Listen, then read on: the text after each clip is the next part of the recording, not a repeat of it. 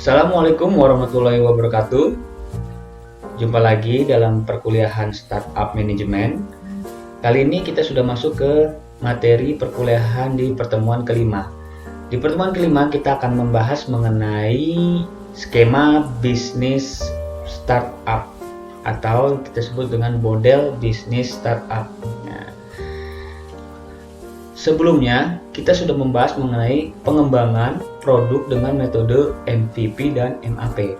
Nah, untuk perkuliahan selanjutnya kita lebih spesifik nih, bagaimana caranya kita membuat tahapan-tahapan tentang bisnis startup kita gitu.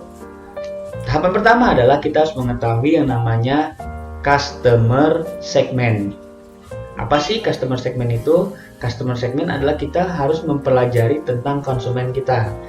Nah, kayak kemarin ya kita sudah membahas mengenai ojek dari tahapan skema bisnis modelnya dengan dia mangkal di pangkalan ojek, kemudian berlanjut ke ojek panggilan dengan menggunakan handphone, komunikasi handphone, lalu sampai ke skema bisnis ojek dengan menggunakan ojek online. Nah, sama dengan yang kita mau bahas kali ini, skema bisnis online adalah skema bisnis yang terkait dengan platform e-commerce di industri teknologi digital. Oke, balik lagi kita ke customer segment nih. Customer segment adalah langkah kita dalam mempelajari konsumen. Adakah segmen yang belum bisa menikmati produk? Itu yang harus kita ketahui. Kira-kira customer siapa aja sih yang mau kita garap, atau ceruk pasar mana sih yang belum mau kita garap, yang memang belum pernah dijangkau oleh perusahaan-perusahaan lainnya atau perusahaan startup lainnya. Contoh misalnya, banyak customer yang ingin menggunakan produk-produk dengan harga yang mewah, dengan kualitas yang mewah, dengan harga yang juga mahal misalnya. Tapi secara budget atau secara kemampuan anggaran mereka tidak mumpuni nih gitu. Misalnya mau menggunakan tas yang branded, tapi secara kemampuan finansial tidak mampu, atau mau menggunakan mobil mewah sekelas Alphard tapi secara kemampuan finansial mereka tidak mampu, padahal momennya hanya untuk misalnya mau jalan-jalan dengan keluarga, ya paling mungkin sejam 2 jam kita mau ke misalnya katakanlah ke suatu tempat untuk berlibur, tapi kita mau menggunakan misalnya kendaraan mewah dan yang mahal misalnya gitu, atau misalnya kita mau menggunakan perangkat-perangkat seperti bor gitu loh. Biasanya kan kita menggunakan bor itu misalnya 14 menit aja gitu kan untuk melubangi tembok, untuk hiasan di dinding misalnya gitu. Selebihnya masuk ke gudang. Nah, di situ bisa ada ceruk pasar tuh yang tidak dimasuki oleh perusahaan startup lain yang kita bisa akomodir dengan masuk ke dalam bisnis pasar tersebut. Misalnya kita bisa menyewakan tas-tas branded, atau kita membuat aplikasi yang gunanya mempertemukan antara pemilik tas mewah misalnya mahal dengan konsumen yang ingin menggunakan produk tersebut. Kita bisa menjadi perantara dengan menggunakan aplikasi yang mau kita grab, atau kita sebagai penyedia aplikasi yang mempertemukan antara pemilik mobil mewah yang ingin menyewakan kendaraannya dengan si konsumen yang ingin memanfaatkan jasa aplikasi kita untuk menggunakan kendaraan mewah tersebut dengan mungkin menyewakan produk-produk tersebut. Itu contohnya adalah kita menentukan dulu customer segment yang mau kita raih atau kita mau garap di pasaran misalnya gitu. Nah, yang kedua kita tentukan value proposition. Value proposition itu apa sih? Nilai yang mau kita tawarkan atau kita mau berikan kepada si konsumen tersebut gitu loh. Apa sih manfaat yang kita tawarkan kepada mereka? Problem solution apa sih?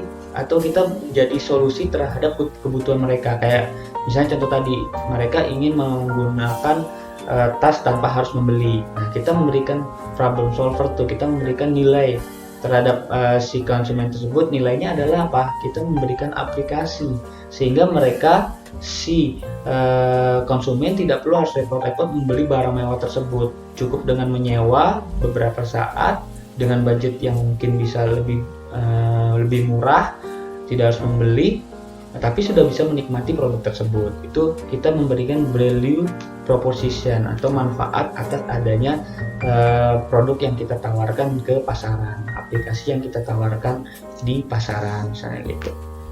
Nah, di tengah-tengah antar customer segment dengan value proposition itu ada channel. Channel kita apa sih? Apa sih channel yang mau kita manfaatkan dalam kita mempertemukan antara si produsen dengan konsumen gitu. Biasanya kalau dengan digital 4.0 ini kita pasti menggunakan teknologi digital ya, gitu, dan berbasis media online. Apa saja sih skema model bisnis yang bisa dimanfaatkan oleh startup dengan menggunakan basis e-commerce berbasis teknologi digital? Ada 25 sebenarnya, tapi 13 aja ya yang saya akan jelaskan gitu ya. Pertama adalah marketplace. Apa sih itu marketplace? Marketplace adalah mengambil bagian fee dari transaksi yang dilakukan oleh penjual dan pembeli melalui platform e-commerce. Nah, dewasa ini contoh-contoh marketplace yang ada misalnya di skalanya nasional di negara kita ini, misalnya ada apa? Ada misalnya Bukalapak, Tokopedia, Shopee, Lazada, dan beberapa marketplace lainnya. Nah, dewasa ini sekarang marketplace sudah banyak banget persaingannya nih. Saking banyak persaingan, jadi margin mereka mungkin juga tipis ya untuk kondisi sekarang ini gitu loh. Dan yang kedua adalah model bisnis startup melalui sponsorship. Nah, berbeda dengan marketplace, sponsorship ini adalah mendapatkan uang dari adanya iklan-iklan yang ditayangkan dari aplikasi yang kita buat, atau dia sponsor ini menayangkan iklan di aplikasi yang kita buat gitu ya. Jadi beda dengan marketplace. Jadi kita bisa jadi tidak mengambil keuntungan atau mengambil uang dari pengunjung yang masuk ke dalam aplikasi yang kita buat, aplikasi startup yang kita buat, tapi kita mengharapkan jumlah viewer atau jumlah pengunjung masuk ke dalam aplikasi kita sebanyak mungkin, sehingga mereka bisa melihat iklan-iklan yang ada di aplikasi kita tersebut. Jadi adanya saling win-win solution atau saling benefit ya antara penyedia jasa iklan dengan kita sebagai penyedia aplikasi. Dari situlah kita bisa mendapatkan uang gitu ya, melalui basis model startup dengan menggunakan sponsorship. Yang ketiga adalah franchise. Tidak jauh beda dengan franchise offline. Franchise online itu ya adalah duplikasi sistem atau brand ke dalam platform. Nah, kemudian dari duplikasi tersebut bisa di platform tersebut bisa diperbanyak, sistem tersebut bisa diperbanyak, kemudian dipasarkan gitu. Nah, di pasar tersebut dijadikan tempat transaksi. Nah, dari mana keuntungan yang franchiser atau yang pemilik sistem tersebut? Jadi waralaba itu memperoleh keuntungan dari si franchisee yang membeli atau memanfaatkan jasa dari produk yang kita tawarkan atau dari sistem waralaba yang kita tawarkan. Nah, si franchiser akan dapat keuntungan dari adanya deposit yang diberikan pada franchisee atas manfaat produk yang dia gunakan dalam jasa bisnis mereka gitu, atau dari uang muka yang mereka berikan atas pemanfaatan sistem yang kita grab gitu ya, sistem waralaba yang kita grab. Contohnya apa? Dewasa ini kita ada franchise untuk travel misalnya gitu. Jadi banyak mitra-mitra dari franchiser yang bayar atas uang muka atau deposit atau bulanan atas sistem travel yang diwaralabakan oleh seorang franchiser gitu. Kemudian adalah reseller. Reseller ini adalah suatu bisnis model di mana si mitra ikut menjual produk dengan memperoleh margin keuntungan atas penjualan produk tersebut. Nah, reseller ini bedanya dengan dropshipper. Reseller ini harus membeli produk dari si produsen itu gitu. Bedanya dia harus mengadakan dulu barangnya gitu. Kalau reseller baru dia bisa menjual dengan margin tertentu. Kalau dropshipper dia hanya sebagai perantara aja tanpa harus membeli produk yang dijual oleh produsen tersebut. Nah, keuntungannya apa dari masing-masing bisnis model antara reseller dengan dropshipper? Kalau reseller karena dia membeli dulu, mengadakan dulu barangnya, maka dia tidak ada kekhawatiran akan barang yang misalnya diminati oleh pembeli, misalnya pembeli mau membeli, tidak ada kekhawatiran bahwa barang itu habis karena kita sudah membeli dulu barangnya. Tapi kalau misalnya dropshipper, keuntungannya adalah kita tidak harus mengeluarkan modal untuk menjual produk dari produsen tersebut. Tapi bedanya dengan reseller, kalau produk yang dijual itu sudah ready, tapi kalau misalnya produk itu sifatnya fast moving, kalau misalnya yang selalu berganti desainnya, kalau kita tidak bisa menjual itu dengan cepat, maka kekurangan dari reseller, barang itu akan menjadi usang dan misalnya barang tersebut jadi tidak laku lagi karena udah ada model baru yang ditawarkan gitu. Jadi berisiko atas kalau yang kita barang yang kita jual itu menjadi tidak laku kalau kita menjadi reseller. Tapi kalau dropshipper, walaupun modal yang kita keluarkan tidak kita bebas modal karena hanya sebagai perantara aja tanpa perlu mengadakan barangnya. Tapi kalau misalnya ada pembeli yang minat ingin membeli produknya di kita sebagai startup, kita tidak ada jaminan tuh ketersediaan atas barang tersebut karena kita tidak mengadakan atau membeli barangnya terlebih dahulu. Itulah perbedaan antara reseller dengan dropshipper. Nah, kemudian yang kelima adalah white labeling. White labeling adalah pemilik produk membiarkan bagian labelnya kosong dan membiarkan mitra yang bekerja bersama dengan pemilik produsennya itu menjual produknya di tempatnya mereka masing-masing dengan brandnya masing-masing gitu. Contohnya apa? Perusahaan IT ERP contohnya. Mereka hanya misalnya membuat produk IT tanpa harus melabelkan. Yang melabelkan adalah mitra-mitranya mereka. Tapi tentu aja mereka, si produsen itu memperoleh keuntungan dengan apa ya? Dengan si mitra-mitranya mereka menjualkan produk si pemilik brand tersebut gitu. Yang keenam adalah disintermediasi. Disintermediasi adalah konsumen berhubungan langsung dengan produsen tanpa adanya perantara atau broker. Jadi langsung memutus rantai distribusi nih. Jadi penjualan langsung antara produsen dan konsumen. Jadi tanpa adanya broker. Kalau offline banyak ya, sering ya kita temui ya, di mana produsen pasti distribusinya melalui perantara atau distributor atau misalnya broker. Udah banyak tuh rantai distribusinya semakin panjang sehingga keuntungan yang didapatkan dari si distributor terakhir lebih kecil biasanya gitu, dan atau bisa tidak bisa bersaing karena terlalu banyak harga yang dipasangkan harganya menjadi lebih mahal karena terlalu banyak rantai distribusi gitu. Nah, dengan adanya dengan adanya disintermediasi ini memutus rantai distribusi, langsung bisa penjualan bisa langsung antara produsen dengan konsumen. Contohnya apa? Misalnya aplikasi yang menawarkan jasa pembuatan visa, STNK, paspor. Kalau dulu misalnya kita melakukan pembuatan paspor secara offline, kita harus datang dan bertemu dengan broker atau perantara penyedia jasa pembuatan visa atau paspor, sehingga kita harus membayar lebih pada mereka gitu. Jadi kalau kita mau cepat misalnya seperti itu contohnya. Jadi kalau dengan adanya aplikasi online ini atau media model startup dengan media online ini, kita bisa memotong sebagai konsumen, bisa lebih mendapatkan harga yang lebih kompetitif gitu ya. Yang ketujuh adalah subscription. Nah, subscription ini dewasanya yang sering digunakan oleh pebisnis startup milenial.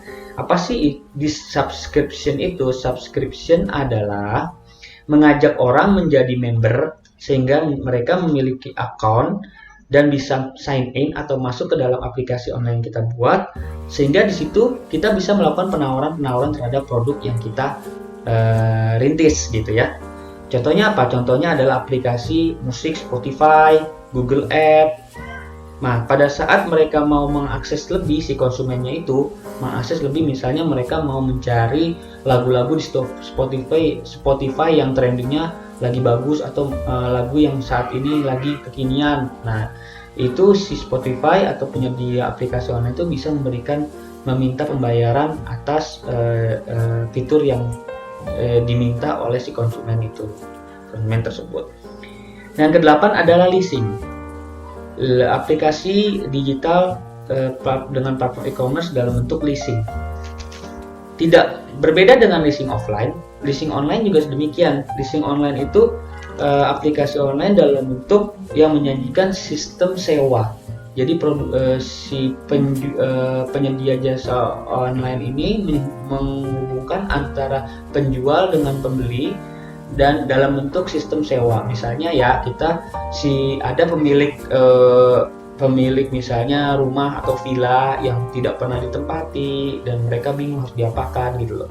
Nah, kita bisa berikan jasa aplikasi online untuk menghubungkan dengan konsumen yang minat atas villa mereka, mungkin untuk acara keluarga atau untuk berlibur dengan pasangan. Nah, itu kita bisa membuat aplikasi penyedia penghubung antara si pemilik villa dengan si calon customer yang memang membutuhkan adanya villa tersebut gitu loh.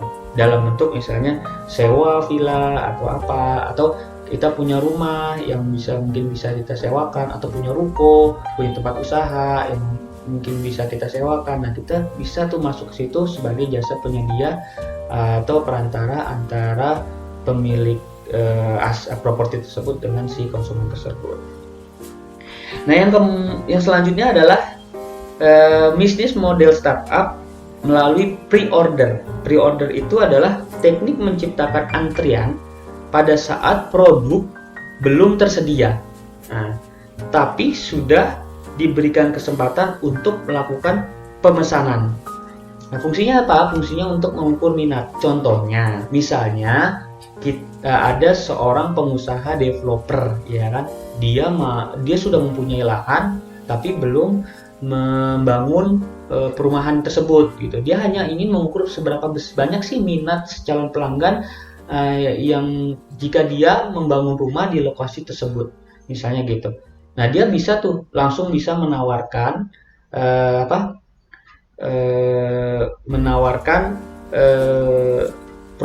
produknya melalui model bisnis pre-order. Jadi belum ada perumahannya, hanya dalam bentuk desain, tapi dia sudah bisa menjelaskan nanti desain rumahnya seperti ini. Jadi ada ketertarikan bagi calon pembeli untuk untuk memesan produk walaupun secara stoknya belum ada gitu, tapi sudah ibaratnya kita menjual desain lah gitu, menjual desain dari perumahan tersebut gitu.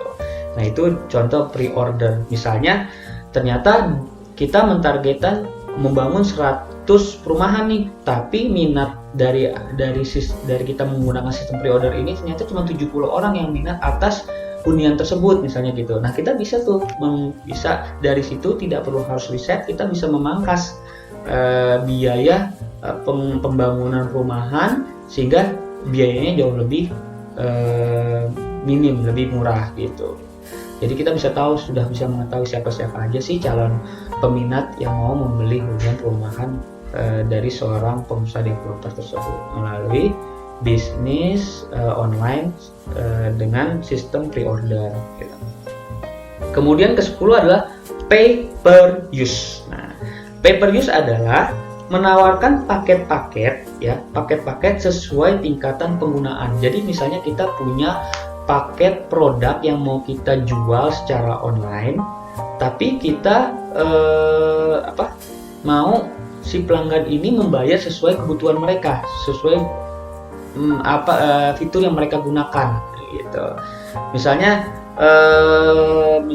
contoh ya, aplikasi animasi misalnya gitu. Kalau misalnya si customer atau misalnya peminat misalnya mau membuat animasi dengan aplikasi yang kita tawarkan. Misalnya harga $10 kita bisa tawarkan animasi dalam bentuk manusia dengan kategori misalnya si manusia itu misalnya karyawan. Nah, tapi misalnya kalau misalnya lebih spesifik lagi nih, animasi yang dibuat misalnya orang yang spesifiknya misalnya bisa main tinju misalnya gitu. Nah, kita bisa memberikan syarat pembayaran lebih atas fitur yang digunakan oleh si penikmat jasa yang kita berikan. Atau misalnya gini, kalau misalnya animasinya itu hanya truk misalnya gitu, misalnya animasi truk gitu, harganya $10. Tapi kalau mau minta truknya truk gandeng 3, gandeng 10, itu kan ada manfaat penggunaan lebih. Nah, itu misalnya harus membayar $15 gitu. Jadi sesuai penggunaan aja gitu. Itu contohnya adalah pay per use. Apalagi misalnya contohnya, misalnya katakanlah aplikasi akuntansi misalnya gitu. Beda misalnya kita memanfaatkan aplikasi untuk pembuatan laporan keuangan. Misalnya kita hanya perlu membuat laporan keuangan neraca dan laba rugi. Misalnya katakanlah harus dari jasa penggunaan itu kita harus membayar $50 misalnya katakanlah. Tapi kalau misalnya kita mau fitur lebih, misalnya harus kita butuh misalnya laporan arus kas misalnya gitu. Nah, dari situ si penyedia jasa online bisa memberikan pembayaran lebih tuh. Itu bisa memberikan pembayaran lebih, misalnya dikenakan charge tambahan sebesar $60. Jadi sesuai penggunaan aja gitu. Nah, selanjutnya yang ke-11 adalah freemium. Freemium adalah mengajak konsumen untuk memakai produknya secara gratis. Artinya produk yang kita tawarkan di media online bisa dimanfaatkan oleh konsumen secara gratis. Nah, nanti setelah konsumen itu sudah mulai lengket dengan produk yang kita launching atau kita tawarkan di pasaran, barulah kita bisa menentukan tuh apakah produk yang kita tawarkan itu terus gratis atau berbayar gitu. Nah, kalau gratis manfaatnya apa? Mungkin kita tidak dapat uang dari produk atau jasa yang kita tawarkan, tapi mungkin kita bisa memanfaatkan dari informasi atau informasi yang diberikan oleh si konsumen kita. Kita dapat data-data mereka. Nah, data-data yang mereka berikan kepada kita dari hasil mungkin sign in atau register keanggotaan. Nah, dari situ kita bisa jual tuh database itu ke perusahaan lain yang memang membutuhkan database atas data-data konsumen tersebut. Kalau memang kita tujuannya ke sana. Tapi kalau misalnya memang dari gratis terus kita mau sistem menjadi berbayar, mungkin kita mau mendapatkan keuntungan lebih. Yang penting pertama kali gimana aplikasi yang kita rintis itu diketahui dulu nih oleh pasar, diketahui oleh konsumen. Setelah mereka mulai akrab dengan aplikasi yang kita tawarkan, barulah kita menggunakan metode berbayar. Itulah sistem dengan menggunakan freemium. Kemudian yang ke-12 adalah bid and hook. Nah, ini adalah sistem di mana model bisnisnya membuat si konsumen merasa ketergantungan dengan produk kita, sehingga yang tadi hampir mirip dengan premium nih. Tadinya produk yang kita tawarkan itu gratis. Nah, jadi ada fitur-fitur nih, bid and hook itu ada fitur-fitur. Pertama mungkin yang kita tawarkan ada yang free atau gratis, tapi dengan adanya tambahan-tambahan tentu, akhirnya kita bisa memberikan pemilihan untuk berbayar gitu. Contohnya apa penggunaan? Misalnya kita punya suatu ruang akses wifi gitu ya. Nah, di ruang akses wifi itu mungkin untuk kecepatan 10 MB per second kita gratiskan tuh untuk menarik minat konsumen masuk ke dalam ruang aplikasi wifi kita, internet wifi kita. Tapi kalau misalnya di atas, biasanya kan untuk download kita perlu kecepatan yang tinggi, di atas 10 Mbps misalnya. Nah, itu kita bisa terapkan sistem pola berbayar misalnya gitu. Itu contoh dari Bid and Hook. Nah, yang ke-13 yang terakhir adalah reverse auction. Reverse auction adalah jasa titip produk.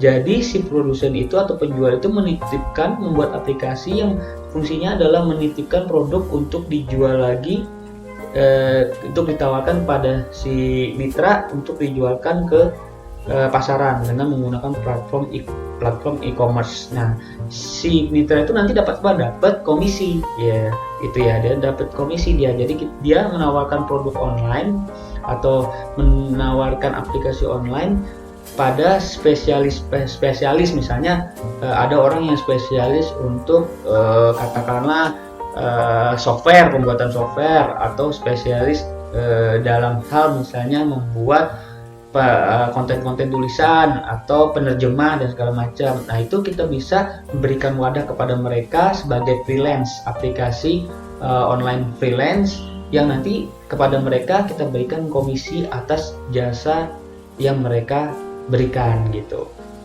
Itu adalah model bisnis dengan sistem pay per use. Nah, kita sudah mempelajari skema model bisnis.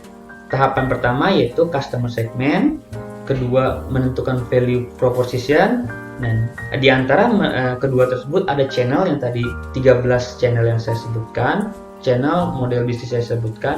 Yang keempat adalah dari sekian aplikasi online atau produk, jasa atau barang yang kita rintis itu sudah kita launching, sudah dinikmati oleh customer, kita harus juga memiliki customer relationship. Fungsinya apa sih? Kegunaannya apa sih kita harus memiliki customer relationship? Ini tujuannya adalah untuk menjaga hubungan dengan pelanggan. Kita nggak mau dong kita buat bisnis startup atau menyediakan jasa aplikasi, pada saat pertama kali si customer datang menikmati, itu setelahnya kapok, mereka lari dan tidak mengulangi lagi, tidak melakukan repeat order gitu. Nah, di fungsi customer relationship ini kita bisa mengetahui nih berapa sih tingkat kepuasan dari si pelanggan yang memanfaatkan atau menggunakan jasa produk atau layanan jasa kita gitu.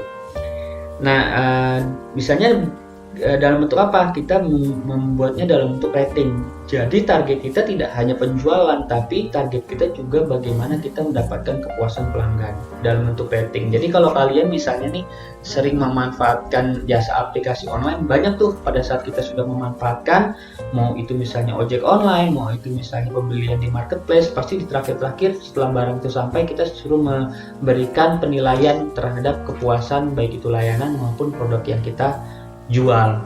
Misalnya ratingnya dari 1 sampai 5 rating bintangnya. Itu fungsi juga dari customer relationship untuk menjaga tingkat kepuasan dari pelanggan. Itu penting sekali. Nah, yang kelima adalah skema model bisnis ada kita menentukan key partner kita, jaringan komunitas kita dalam kita merintis bisnis startup kita via media online berbasis platform e-commerce. Nah, siapa saja sih key partner kita? Artinya teman-teman yang bisa membantu kita mensukseskan bisnis startup rintisan kita gitu loh. Mereka yang punya barang, mereka yang punya tempat, mereka yang punya uang misalnya gitu, yang bisa menjadikan bisnis atau produk yang kita jual menjadi eksis dan menjadi berkembang. Kita harus tahu tuh key partner dari bisnis yang mau kita rintis. Kemudian yang keenam adalah key resource. Key resource adalah sumber dari prasarana utama. Sumbernya dari mana sih? Bisa dari venture, bisa dari misalnya yang tadi tuh dari key partner itu sumbernya. Kita harus tentukan. Kemudian yang ketujuh adalah aktivitas kunci. Aktivitas kunci adalah kunci dari aktivitas bisnis startup rintisan kita. Kita harus tahu tuh kunci aktivitasnya. Contohnya gini, dewasa ini kayak misalnya ojek online, kayak misalnya taksi online, mereka tuh tidak mau disebut sebagai jasa perusahaan yang menyediakan transportasi. Mereka nggak mau, mereka lebih mau dibilang jasa penyedia aplikasi online yang menghubungkan antara si pemilik kendaraan atau transportasi kepada konsumen. Nah, itu apa eh, apa aktivitas kunci sebagai penyedia jasa aplikasi online tersebut, itu yang dimaksud dengan aktivitas kuncinya. Aktivitas kuncinya adalah si jasa penyedia aplikasi online. Nah, yang kedelapan adalah selain kita harus mengetahui customer segment, tahapan selanjutnya value proposition, dan mengetahui channel apa yang kita gunakan. Kemudian kita harus men-create customer relationship, mengetahui key partner, kemudian key resources kita apa, sumber-sumber prasarana utama kita apa, aktivitas kunci kita apa, lalu yang penting adalah membentuk cost structure. Nah, cost structure apa? Cost structure itu bagaimana kita menjalankan usaha startup kita melalui dari media online kita, aplikasi online kita yang bisa meminimalisasi budget gitu ya. Nanti akan saya jelaskan setelah produk itu dibuat, kaitannya dengan strategi pemasaran. Bagaimana produk itu setelah di launching tapi kita bisa meminimalisasi budget gitu ya, membuat struktur budget yang ramping gitu ya. Nah, itu struktur budget ramping itu kaitannya dengan apa? Kaitannya dengan lean startup, membuat pengelolaan startup yang sifatnya ramping untuk meminimalisasi budget. Nah, yang terakhir adalah arus pendapatan atau revenue streaming. Arus pendapatan ini juga harus kita ketahui, bisnis kita yang kita jalankan, arus pendapatannya itu dari mana sih sebenarnya? Apalagi misalnya contoh kalau kita sifat bisnisnya misalnya membuat aplikasi online yang berbasis nirlaba. Jadi aplikasi online yang kita buat itu skema bisnisnya adalah skema sosial. Dari mana keuntungannya? Kita kan nggak mungkin dari pendonor yang misalnya mendonorkan uangnya, kalau sosial misalnya untuk korban bencana alam misalnya, kita contoh seperti itu.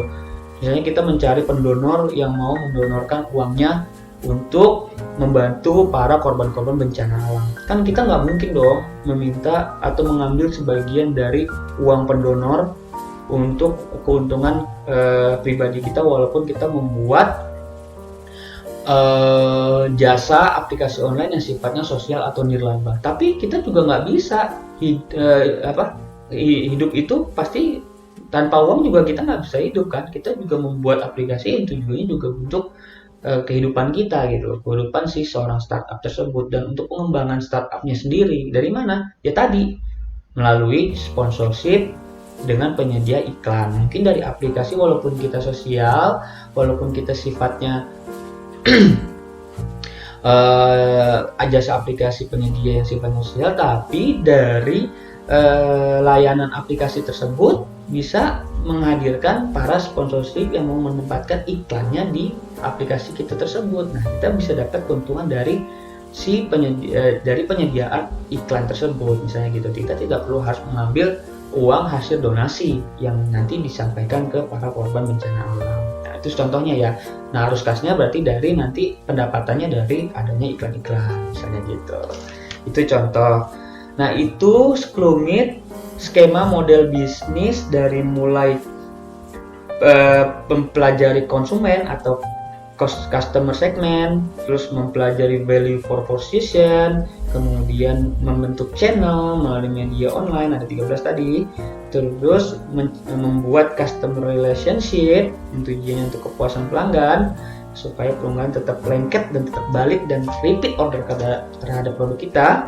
Kemudian menentukan key partner, komunitas-komunitas yang sesuai dengan produk yang mau kita tawarkan. Kemudian kita tentukan sumber-sumber prasarana utamanya. Kemudian kita tentukan aktivitas kunci dari bisnis startup kita.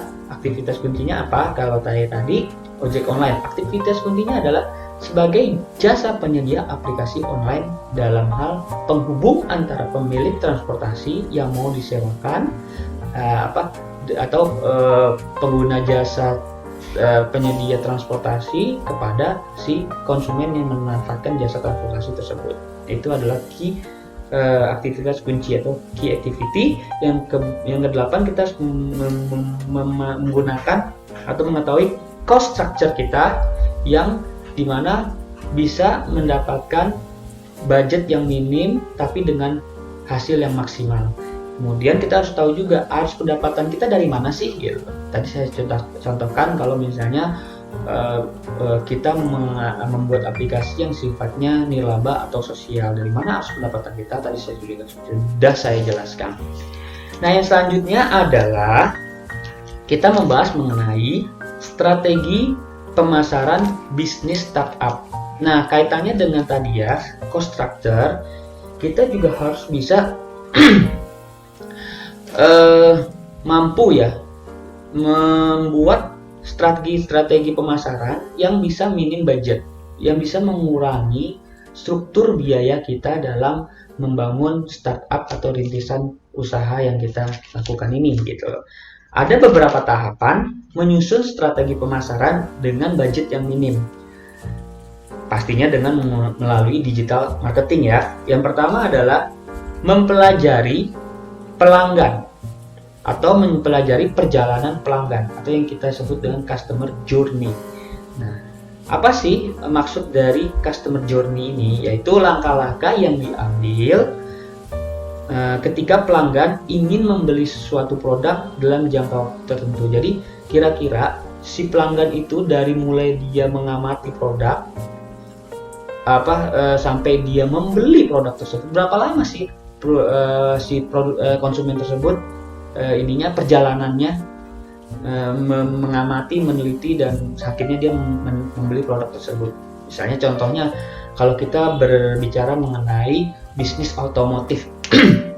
Nah, setiap karakter konsumen di negara satu berbeda tuh dengan negara yang lain. Contohnya kalau di India, konsumen yang mau membeli atau berminat untuk membeli otomotif, biasanya kalau di India mereka melihat dulu tuh produk dari otomotif tersebut, bagaimana spesifikasinya, terus seperti apa produk tersebut, dipelajari benar-benar gitu sampai dia melihat fitur-fiturnya, manfaatnya apa yang cocok dengan mereka, baru mereka beli.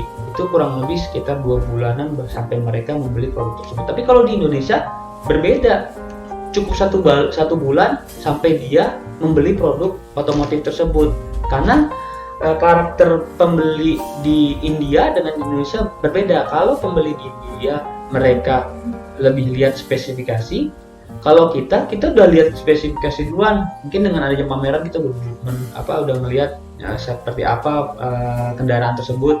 Tapi cenderungnya masyarakat Indonesia atau pembeli-pembeli di Indonesia lebih melihat promo apa sih yang ditawarkan oleh si produsen otomotif tersebut, penjual otomotif tersebut, atau diskon-diskon apa yang mau ditawarkan oleh si penjual tersebut, yang sekiranya yang diinginkan oleh si konsumen. Jadi beda negara, beda juga perjalanan pelanggan dalam mempelajari produk yang mau mereka beli gitu ya. Jadi kita harus tahu dulu tuh customer journey-nya pada saat kita ingin menyusun strategi pemasaran. Nanti itu kaitannya dengan strategi pemasaran yang akan kita lakukan. Yang kedua adalah susun kata kunci. Mungkin kita sudah tidak asing lagi dengan nama SEO ya, Search Engine Optimization.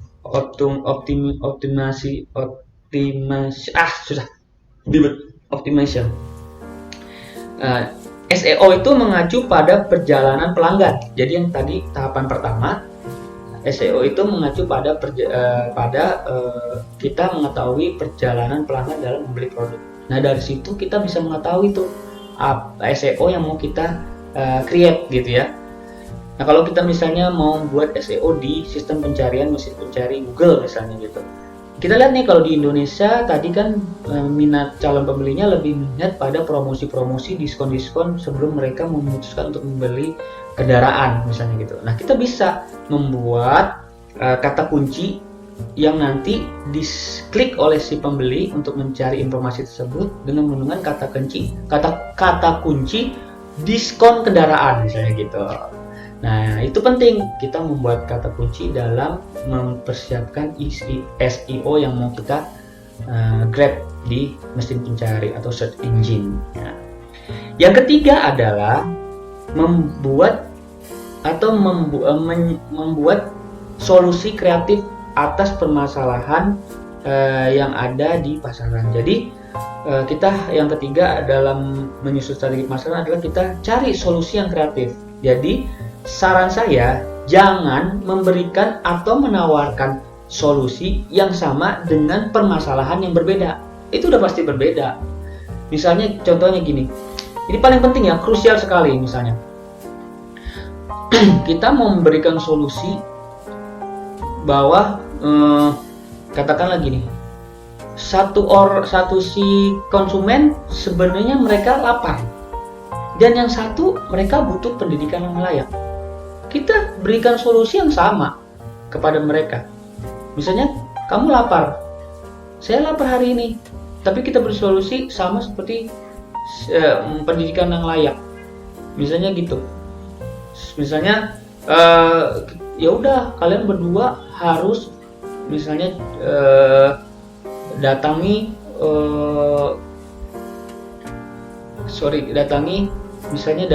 atau lihat fasilitas sekolah yang memberikan tingkat yang guru-gurunya berkualitas gitu, atau datangi kedutaan-kedutaan yang bisa menyediakan jasa beasiswa gratis ke luar negeri. Itu kan nggak cocok dengan kondisi yang dia lapar dan dia perlu untuk mencari makanan, misalnya gitu. Contoh kasarnya gitu ya, jangan memberikan solusi terhadap permasalahan yang berbeda gitu. Itu sangat krusial sekali. Nah, selanjutnya ketika kita sudah melakukan penyusunan terhadap strategi pemasaran, langkah selanjutnya apa sih sebenarnya? Nah, kita harus tahu nih langkah-langkah strategi pemasaran di bisnis startup. Ada banyak langkah-langkahnya. Setelah kita menyusun strategi pemasaran, kita bisa melakukan langkah-langkah dalam melakukan pemasaran. Nah, itu nanti kita sesuaikan dengan kondisi produk yang kita jual atau kita tawarkan. Tidak semua strategi pemasaran bisnis bisa kita adopt, tapi kita sesuaikan dengan kebutuhan barang atau jasa yang kita tawarkan di media online. Pertama, kita bisa menggunakan strategi pemasaran dengan sistem referrals. Referrals ini kita memanfaatkan pelanggan untuk melakukan rekomendasi produk pada pelanggan lain. Nah, ini doktrinisasi ini sangat ampuh nih dalam mencari pelanggan baru. Kalian kalau mungkin pernah masih ingat kan, minggu-minggu lalu kita mempelajari tentang viral engine. Nah, dari sistem metodologi hipotesis. Nah, dari sistem hipotesis ya, kalian pernah dengar yang namanya viral engine. Itu udah saya terangkan di minggu-minggu pertemuan sebelum ini, ya kan? Kalian buka-buka lagi ya video saya ya. Yang kedua adalah siaran pers dan berita.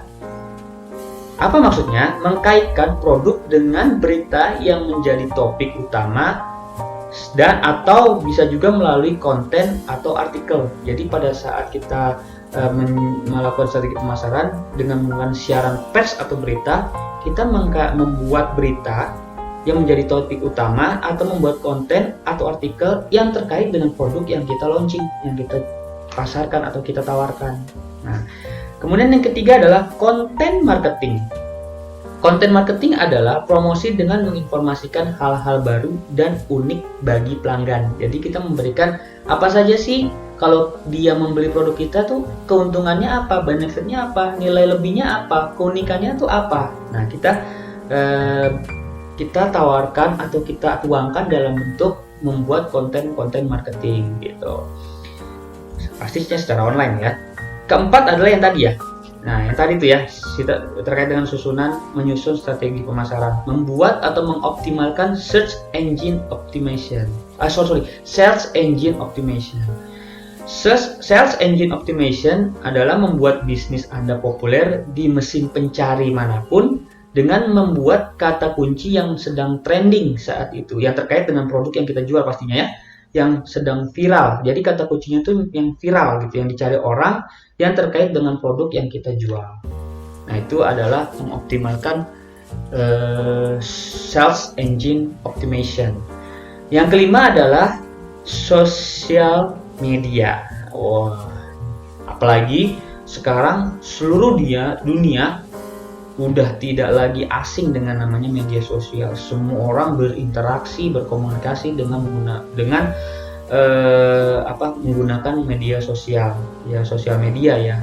Dan kita perlu juga berhati-hati ya, jangan kita juga berinteraksi atau berkomunikasi dengan media sosial yang nantinya bisa memberikan dampak negatif. Ya, nantinya netizen bisa menceritakan buruk terhadap kita, bahkan bisa jadi kita dilaporkan polisi. Jadi harus bijak dalam menggunakan media sosial.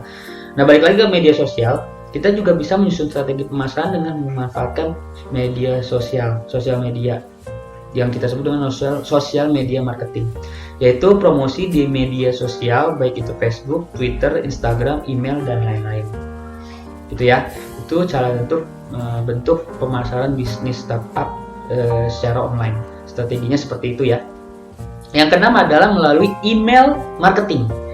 Email marketing adalah kita menyebarkan informasi atau menawarkan produk, jasa atau layanan yang kita tawarkan ke pasar itu dengan menggunakan email. Dewasa ini email itu sudah tidak asing lagi bagi para pengguna internet ya. Semua orang menggunakan email. Nah, makanya dari penelitian mengatakan bahwa tingkat keefektifan yang paling menguntungkan adalah menggunakan marketing dengan menggunakan sebaran email.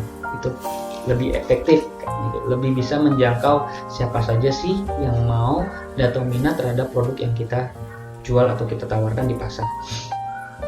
Nah, yang ketujuh adalah iklan pay per click atau PPC. Nah, iklan pay per click. Nah, ini salah satu strategi pemasaran yang cukup harus kita keluarkan modal ya untuk memasarkan produk yang kita tawarkan secara online. Contohnya adalah apa? Misalnya kalau kita sekarang dewasa ini kita sering dengar yang namanya bakar uang. Oh, kalau kita jualan kita harus bakar uang nih di media sosial, di Facebook, Instagram, supaya produk kita bisa laku kejual, kita bisa iklankan produk kita di sana gitu. Nah, ini tergantung dari besaran atau luasan iklan yang mau kita sebarkan ke konsumen. Nah, dewasa ini Facebook menawarkan $1 untuk iklan yang dipasang perharinya.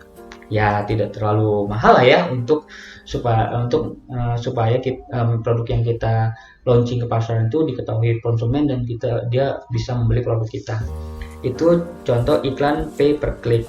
Nah, yang kedelapan adalah personal branding. Nah, personal branding adalah mempromosikan atau mengiklankan keahlian atau produk secara mandiri. Jadi kita mengiklankan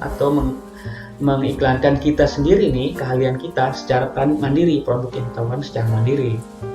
Personal branding. Jadi kita sendiri nih yang menjadi brandingnya.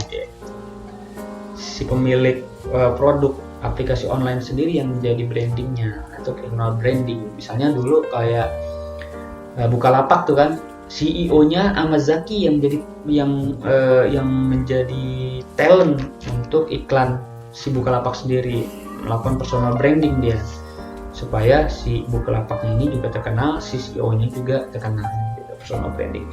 Nah, yang terakhir yang 9 adalah forum dan kelompok. Nah, apa sih forum dan kelompok? Manfaatnya apa sih? Kenapa dia menjadi strategi pemasaran online yang juga baik dewasa ini?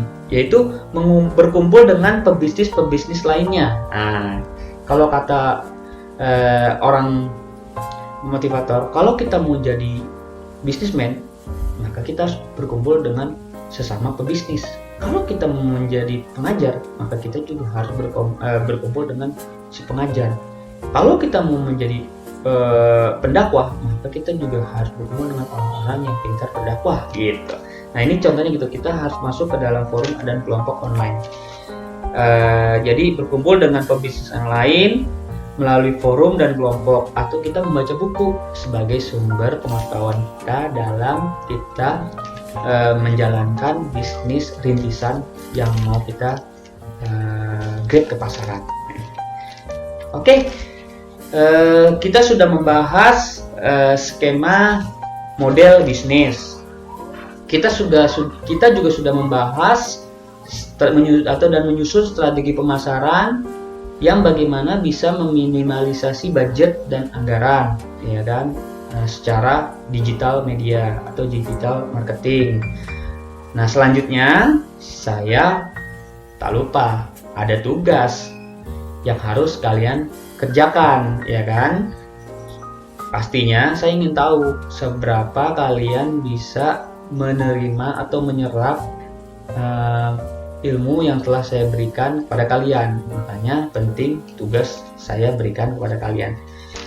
Yang pertama, tugasnya ya, ini terkait dengan pertemuan keempat, yaitu dari tugas pertemuan keempat minggu lalu ya, yang bahasanya tentang pengembangan produk melalui metode MVP dan MAP, ya kan, kalian sudah buat tuh langkah-langkah taktis dalam pengembangan produk dengan menggunakan metode MVP, Minimum Viable Product. Nah, sekarang saya minta kalian buatkan skema model bisnisnya, ya, dari pengembangan produk yang kalian tadi buat, yang kemarin minggu lalu kalian buat. Sekarang kalian buatkan skema model bisnis yang cocok untuk produk yang kalian kembangkan. Itu tugas dari saya untuk di-upload dan dikumpulkan di pertemuan kelima ini, ya. Jadi kalian tonton terus video ini ya sampai habis. Kalau tidak, kalian tidak tahu tugas pertemuan kelima ini. Oke? Akhir kata, saya undur diri. Nanti kita akan bertemu di pertemuan berikutnya, pertemuan ke-6, sampai nanti kita UTS di minggu lusa, minggu kedua lusa ya. Saya mengucapkan terima kasih. Apabila ada saran, masukan dan kritik membangun, jangan lupa kalian, saya dengan senang hati menerima kritik dan saran kalian. Jangan lupa kalian aktif di forum yang nanti saya buat di pertemuan kelima ini, supaya menjadi nilai lebih terhadap penilaian saya kepada kalian. Nah, akhir kata, wassalamualaikum warahmatullahi wabarakatuh.